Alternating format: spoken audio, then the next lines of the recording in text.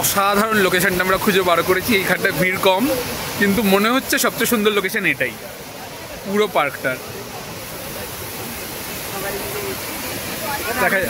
বলো এবার। উঠতে পারবো ভাবিনি, তাও উঠেছি, দেখলাম না অতটা কষ্ট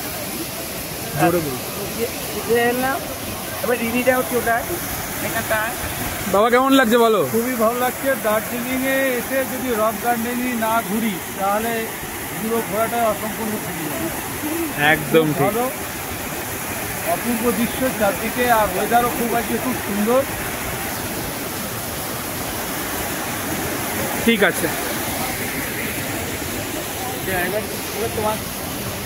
বলো তোমাদের এখানে এসে কেমন লাগলো বলো। খুব সুন্দর। কোন লোকেশনটাকে ছেড়ে কোনটাকে ভালো বলবো বুঝতে পারছি না। যেটাতেই যাচ্ছি সেটাই মনে হচ্ছে এটা সবচেয়ে সুন্দর। মানে বলে না हर एंगल से ट्रायंगल, बट এখানে हर एंगल से एक पिक्चर मिल रहा है।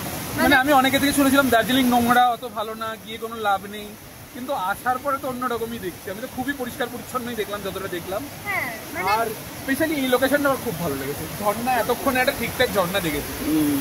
মানে ইভেন জলের যে ছাটটা সেটাও মানে মুখে আসছে বৃষ্টির মতন করে, তো এটাও খুব ভালো লাগছে। মানে ওয়েদারটা খুব যে ঠান্ডা সেটাও না, আবার খুব গরম সেটাও না, খুব স্মুদিং একটা ওয়েদার, তো খুব ভালো লাগছে।